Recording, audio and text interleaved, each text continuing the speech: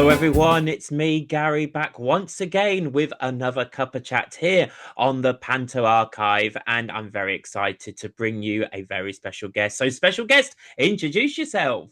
Hi, my name's Joseph Gardner Hodges, and I'm the producer and co-producer and Dame Fanny in Canterbury Panto at the Malthouse Theatre, and this year it's Sleeping Beauty. Oh, so nice to have you with us today, Joseph. Thanks for having me. I'm excited. No, I'm very excited to be talking to you as well because you are fresh meat, as we call it. It's very exciting. You've been around a long, long time though, with lots of experience, but it still feels nice and fresh, which we'll talk a bit more about later on, if that's all right, Joseph. Because Yeah, first, you are our special guest, so I've got to ask you, what are you drinking today? I haven't got anything. Oh, Joseph, what can I make for you? Oh, a nice wine. Oh, a wine. Is it too early? It's never too early, love. It's always time for wine. Yeah, yeah. I mean, that's a first for Cuppa Chat. I will admit, normally we get, tea, coffee, a little cheeky hot chocolate. You've gone straight in there. We want wine. Give us the Wine. wine.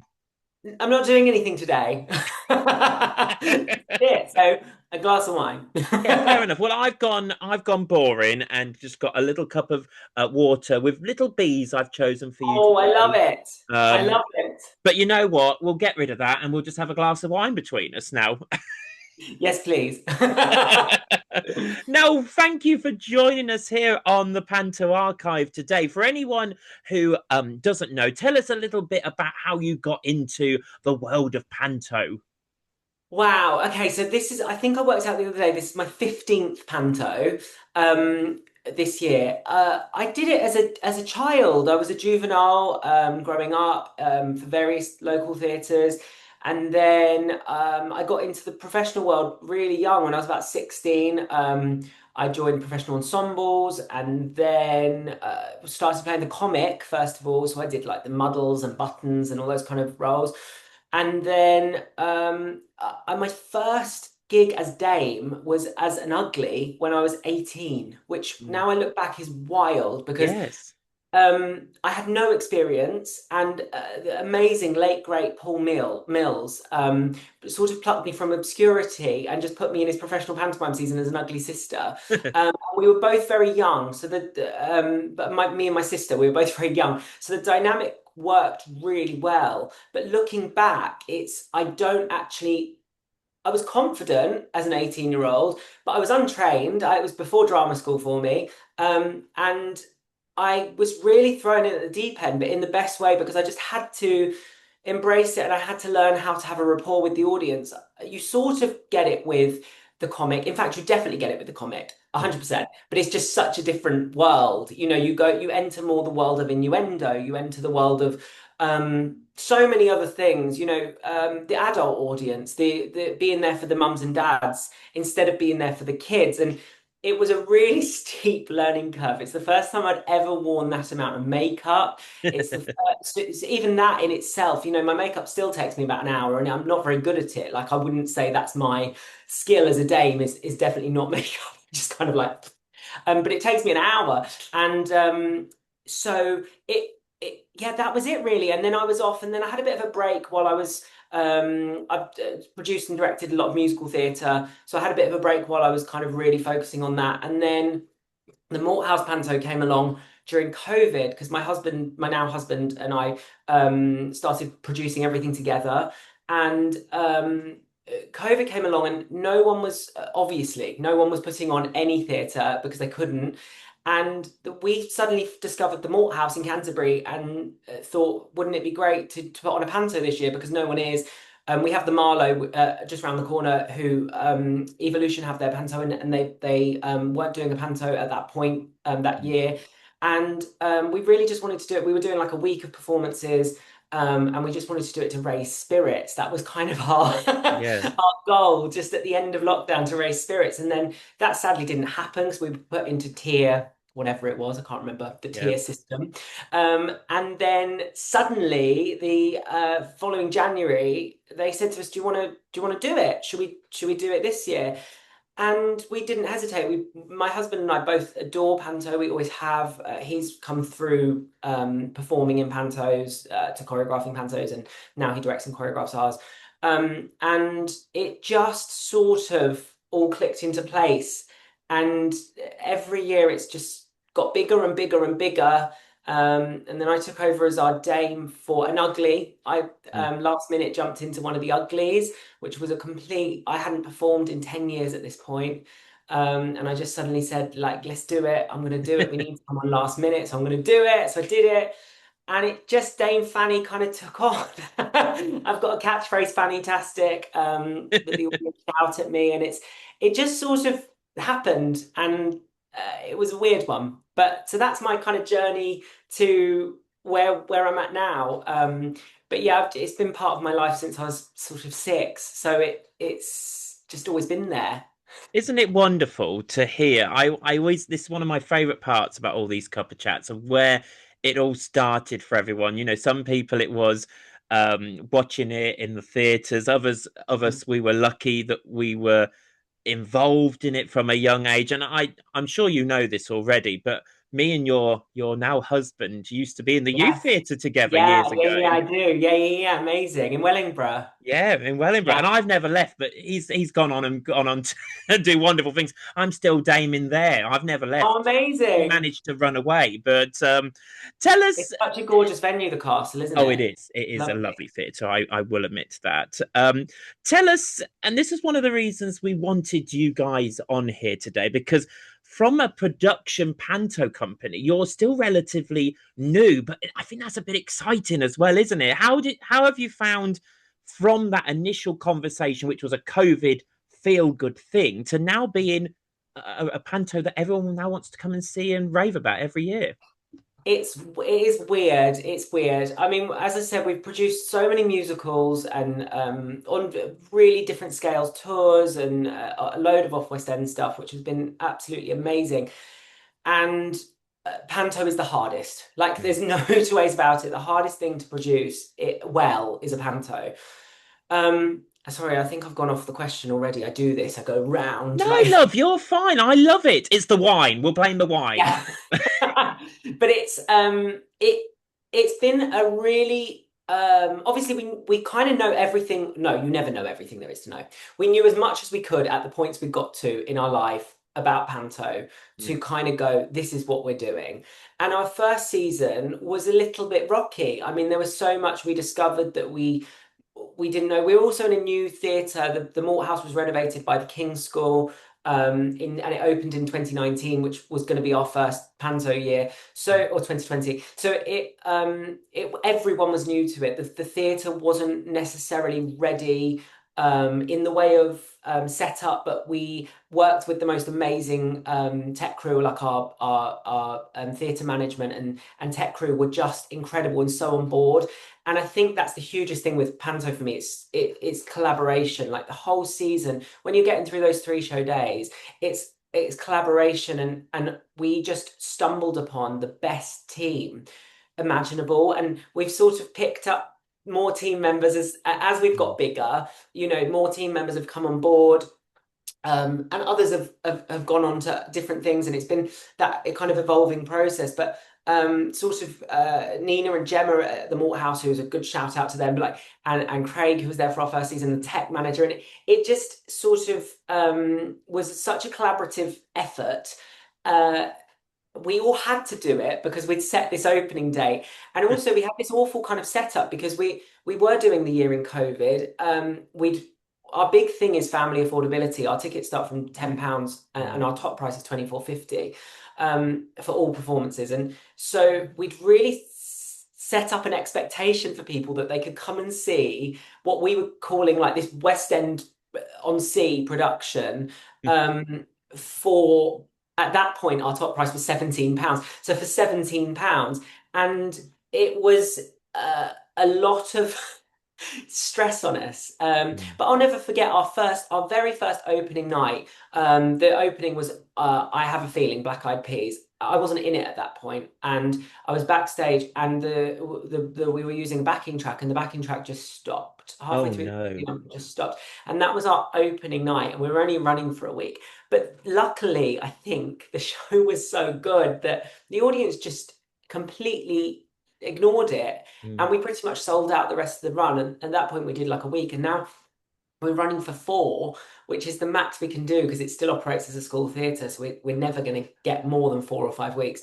mm, We're running at 4 weeks, and we're at capacity. I think last year we sold 90 something percent of tickets, and wonderful. it's mad. Like when I think about it in those terms, it's we never envisaged it would be a family tradition like this. We did Mm, Margate Carnival a couple of weeks ago, and I was walking through Margate, which is my hometown, dressed as Dame Fanny, mm, and I was actually I can't lie, I was a little bit apprehensive about it because I'm not a drag artist. mm, I'm not someone that. I'm very much a theatre performer and a yeah. theatre being. So being in a public space, I felt very vulnerable. And I had people shouting fantastic at me that I'd never Oh, met. All these people, and that almost made me cry because yeah. I was sort of emotional thinking about it, but not because of an ego thing, because of like a whoa, there's kids coming back every single year, and we're Mm, now part of their Christmas. yeah. And I think we all need to remember how um, special that is for the kids and the adults actually that need cheering up at Christmas. But it's just a magical thing to be a part of. And I can't, to be honest, I can't believe how much we've grown. It's just gone kind of wildly out of control. It is wonderful to see. We see from a distance every year, and you're getting more and more kids auditioning, aren't you, as well Yeah. now? And you're getting lovely raw talent and very talented people that have trained in it as well. It's so wonderful to see. Tell me and tell our viewers how you're finding the producing and being in it at the same time, because I've done it a few times and it's hard if anyone doesn't understand. It's not, like when you used to have the go wrong shows on the television and they used to go, yes, I'm the director and I'm in it as well. It's not just that, is it really? No, and it's not at all. And it's been a weird one because, as I said, the first one I co-produced and directed with my husband, with Jay, and he choreographed.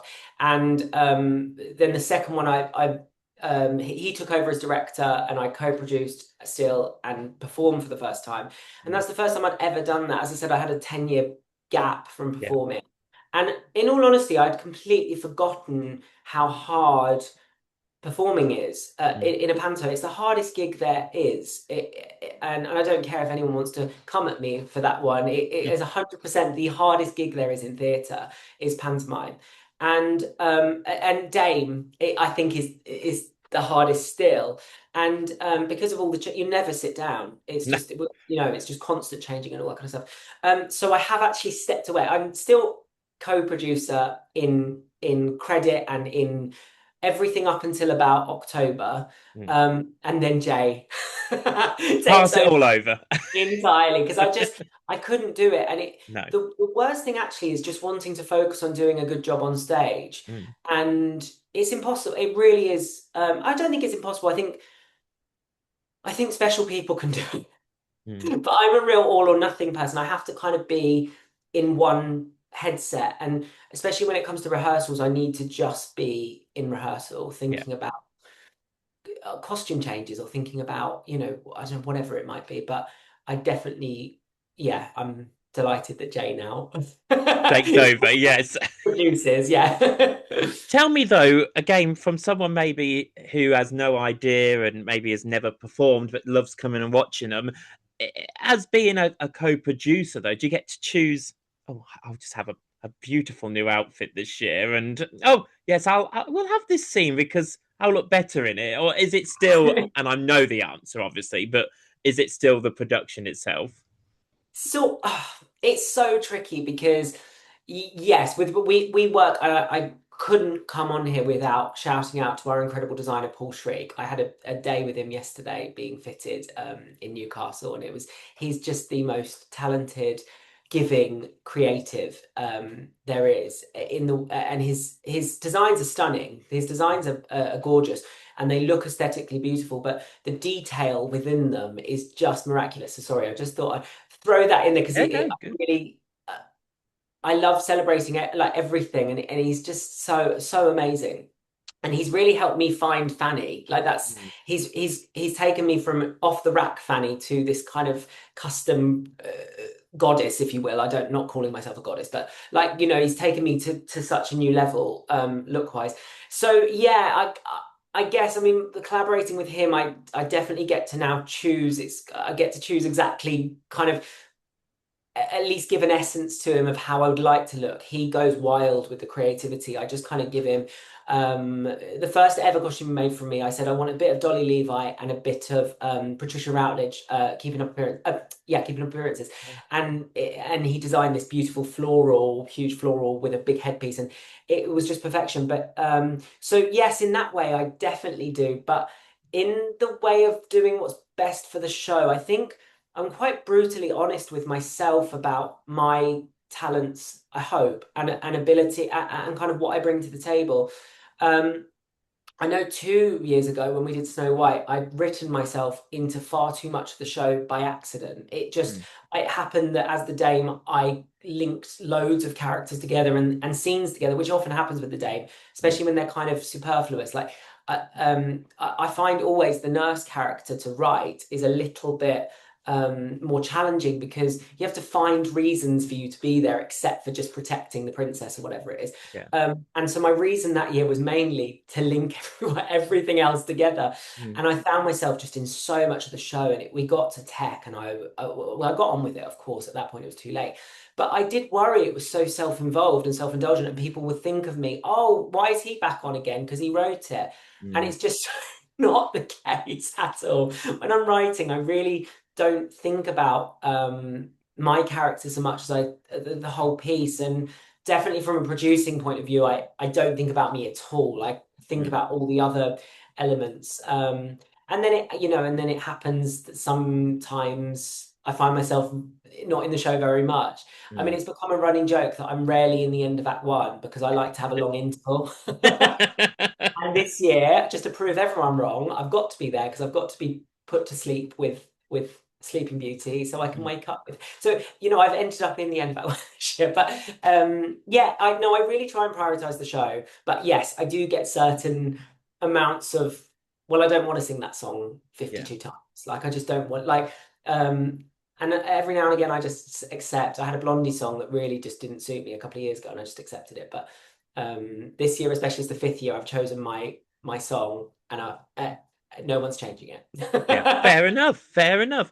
Tell us as well, where does this whole process start? We've been lucky on Cuppa Chat this season that we've spoken to MDs, directors, and so on. But from a producer, does it start before, like we're getting ready now for this Christmas? But surely you've already decided what the following year. I'm not going to ask you what it is, obviously, but surely you have to decide in advance because everyone likes that advert on the back of the program, for example. Yeah. How far ahead do you have to go? We've roughly planned 2 seasons. We normally stay 2 seasons ahead, Mm. just because of titles. As I said earlier, we're blessed in Kent because we've got so many pantos going on. So we try and keep in touch with the Marlow and see what they're up to, and make sure we're doing something that's entirely different. Yeah. Because we just don't, people often, the bulk of people go and see both now. That's become what people do, Mm. and that's what we want. We want everyone to go to the theatre. Ultimately, we just want people to get out of the house and go to the Yeah. theatre and support live theatre. So for us, seeing as many pantos as possible is amazing, especially if kids will sit through 3 pantos. That's Mm. amazing, like incredible for the next generation of theatre. So yeah, we probably plan about 18 months ahead, Mhm. with fully planned next year. I can't say yet, No, you but mustn't. We don't want it. what We we're don't want to doing spoil the next excitement. year is wildly different to anything we've ever done in any form of theatre, let alone panto. I Mm. personally haven't seen it done. I'm sure it has been. I don't think we're creating any kind of first, but I haven't seen what we're doing next year done in Panto, the Panto world, because we like to push forward all the time, and Mm. so we're doing something quite wild.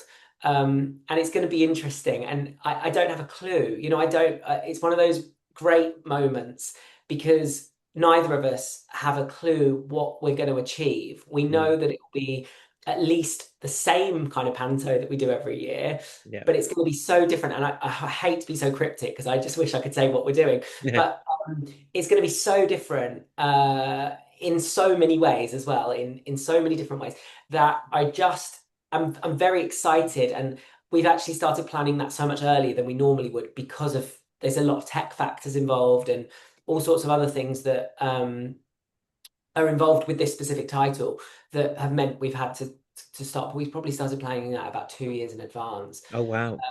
and then it yeah, it all begins about 18 months. I mean, I've just started talking to Paul Shriek about designs for next year, and Mm. it's just it's crazy. Yeah.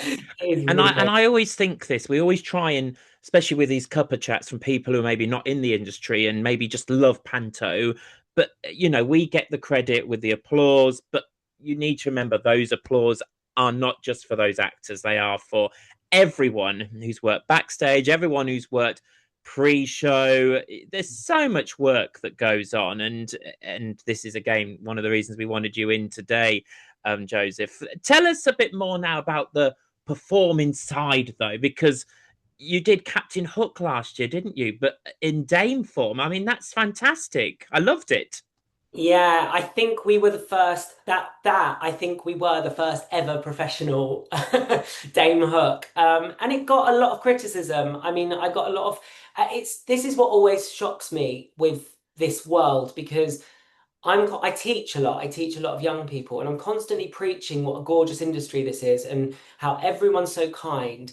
And it took something like that to really knock me. It really knocked me down. I had probably only about 6 comments from industry people that were negative, Mm, but they were enough to really knock me down and make me think, oh, are we doing something that's just wrong? I mean, mm, I can't believe how elaborate some people get with their words, saying that we're suddenly ruining pantomime for doing oh, something that's not conventional or traditional, and how Hook has to be a man, and all sorts of gender things came into it. And I just really thought we were so far past that, and mm, it was really eye-opening last year. But I won't dwell on that.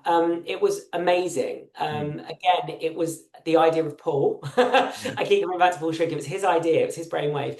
I've always wanted to play Hook. It's always been one of my dream roles. I love being a baddie. I love being an ugly. It's my absolute mm, favorite. It's the ugly. I think it's lots of people's, isn't it? I think it's just one of those amazing one of a kind roles.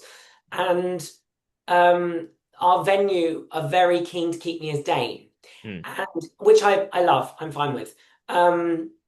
Sorry. And so Paul said to me, why don't you do both? Why don't you just combine the role? mm, And it took me a few weeks. I kind of thought, oh, on earth do you write that? How do you come onto stage, say to everyone, how do I look, Canterbury? Have them shout back fantastic and then go, well, aren't you going to boo me? It just yeah, doesn't, there is a real problem with that from a writer and actually a producer point of view, for making sure you've got that balance of everything going on. But when I got into it, writing it, that is, and I started really early last year, right? I normally write in the summer, but I started writing in sort of February, March because I was really, Peter Pan was a title that just really got me going. And I think partly because I've never seen personally, I've never loved Peter Pan as a panto. It's never been one that I've been really mm, passionate about. And I think I wanted to really write something quite different.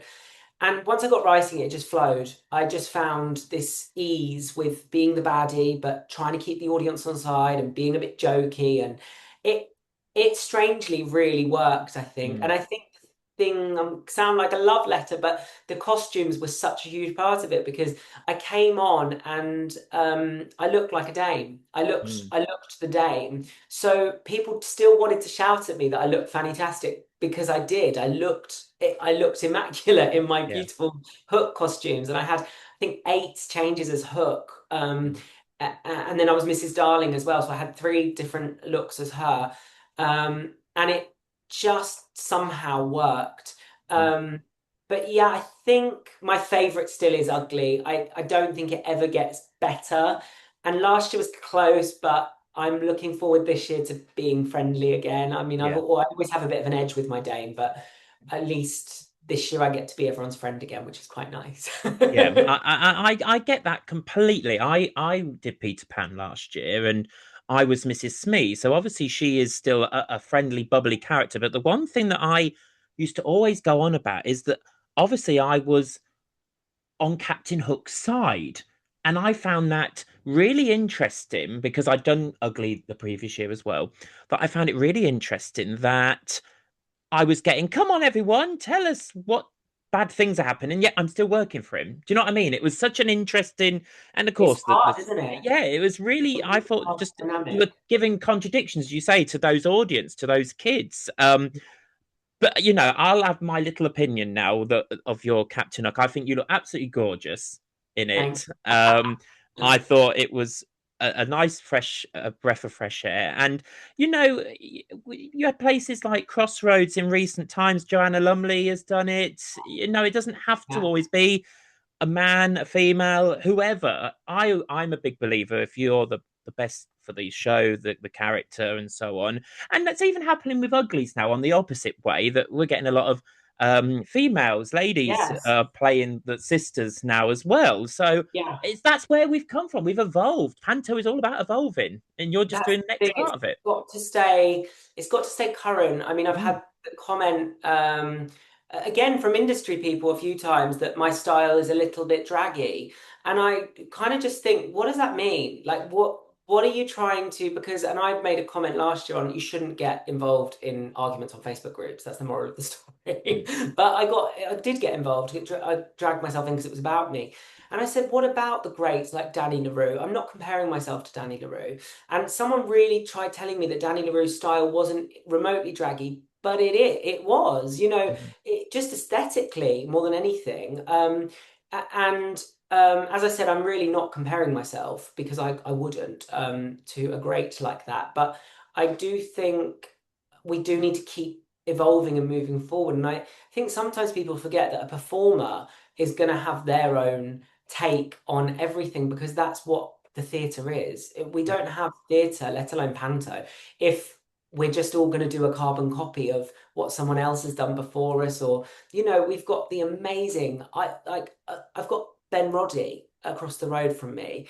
Best panto dame. Like he's amazing. He's just amazing, and he's so funny and so like he is. When you think of panto dame, you think of someone like Ben. So I do fully see what people are saying. But I also think, why would you want two of that in in the one same thing. city? It Yeah, would be bonkers. And also, I'd be strange because I can't, you can't live through someone else. And I'm very much jazz hands, musical theatre, singy, dancey. I'm just a very different style of human. So, um, I just think there's room for everything, and we should yeah. celebrate I everything. totally agree. Panto is about celebrating all people, all life forms, all choices. It's just wonderful. Joseph, we're playing a little game this year on Cuppa Chat. We're doing a this or that. We're going to give you 10 this or that, and we want you to choose which one is the best for you as such. We're doing a bit of a quick fire round with it. So here we go. A pantomime. In the interval, will you have an ice cream or sweeties? Fine. No, you Um, can't. Look, what is it you about sorry, the sorry. wine? Sweeties. Sweeties. Fair Yeah, enough. Wine gums. yeah. Flashing lights or a program. Program. Yeah. Christmas Eve shows or Boxing Day shows. Christmas Eve. Oh, very good. Kansas Do you? Country. I think that's very good. Very good. Would you rather enter stage left or stage right? Oh, I'm always going to go for the baddie. Stage left. Yeah. Okay. Fair enough. Producing or acting? Acting. Acting. Fair enough. Which is better in Panto, Act One or Act Two? Act one, but can I be specific? The end of Act Yeah. one. Yeah. That's fine. Yeah, that's cool. It's cool. I love these because people give different reasons, and some people go, "Can I be specific? Because I want to talk about the start of Act One." That's normally what people say. So I love that you said the end. Mine's the end. We always do like a big. I love our end of Act One, but I like most people's. But we do like big showgirl numbers, and it's just like Vegas on Sea. I love it. So I'm Yeah, gonna go end of Act One. perfect, perfect. Do you like a loud audience or do you like them to be a bit more calmer? I like a loud night order. I like the nights. I like the good Saturday night, Friday, Saturday nights with the adults with the dirty laughs. Yeah, fair enough. This one's probably answered itself then. Do you like a 10 a.m. show or a 6 p.m. show? Or I'm actually gonna go. I'm gonna go 10 a.m. because Oh, by 6, you're just doing it, aren't you? You've got through the first two, and then that 6. We actually do. I think we do 7, and by that, I'm just like, come on, audience! If you don't give me something, I can't. yeah, But they fair do. enough. Tea or coffee? Coffee, Yeah. And finally, Cinderella or Peter Pan? Cinderella. There you go.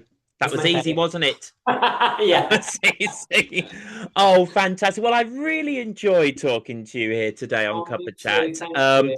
But I've got time for one more question, which we ask everybody here who comes and joins us. I like to get the fairy godmother's magical wand out and pass it over to you and to hear if you had the fairy godmother's magical wand, if you could come up with any show that you could be in and star in, what would it be? And the second part of the wish is if you could choose a certain person to perform with you. It could be a celebrity that's with us or not with us anymore. It's up to you. But who would it be, and in what show? Okay. I want to do Hello Dolly. I'll be in anywhere. I don't mind. I'll be a chair. I don't mind. With Catherine Zeta-Jones as Dolly. Although she's not really appropriate casting. Hey, but it's a magic wand. It doesn't matter, love. You're playing a chair. Fair enough. I think I just want to work with Catherine Zeta-Jones. I love her. Fair enough. I love that. And a panto wish as well. Do it for Oh, panto. well, I'm desperate to do Dick Whittington, Mm, and it never seems to be the one that everyone comes together and goes, yes, let's do it. mm, So at some point, I've done it as a kid. I just love it. I think it's the best story, and I like the ones that have got true magic in. mm, So Dick Whittington for me just always feels the bells at the end of Act One. I just something about it feels so magical, and I haven't had the chance to do it as an adult. mm. So I think Dick Whittington, Yeah. and I'll have like Bette Midler with me. Okay, fair enough. Yeah. I thought you were going to be really romantic and saying I'll have my husband in it as Oh, well, well. if he would get on stage, like he would be. I'd love to have him as my sidekick. Yeah, but he won't. He He won't won't- do. Oh, is he gone off stage now? Is that it? Yeah, He likes the just choreography. backstage. Yeah, he loves it. He's Yeah, directing and choreographing and producing and all sorts of. But yeah, he doesn't want to be on stage. fair So, enough. but Fair neither did enough. I. Neither did I. And then 10 years later, so Yeah. There you could never be know. there could be a chance. There could be a comeback still. Yeah. Joseph, thank you so much for joining us. Will you tell us again for everyone who's watching where they can find you this Christmas? Yes, well, I'm in Sleeping Beauty at the Malthouse Theatre in Canterbury. It's a gorgeous 280 seat venue just around the corner from Canterbury West. And we're running from the 10th of December to the 4th of January. Wonderful. That's very exciting. So if you're around those parts, make sure you do go and see that fantastic show. And you guys are very good on social media, so go and find them as well on socials. We'll put all the links in the video just below. But thank you once again for talking to us. We've Thank you really so enjoyed having much you for here. having me. And thank you for all you do. Thank you. Oh, bless you. That's very kind. We work hard behind the scenes, but it's because of you guys that it makes it fun at the same time. Thank you all once again for watching this cup of chat, and we'll see you again soon. Thanks, Joseph. Thank you.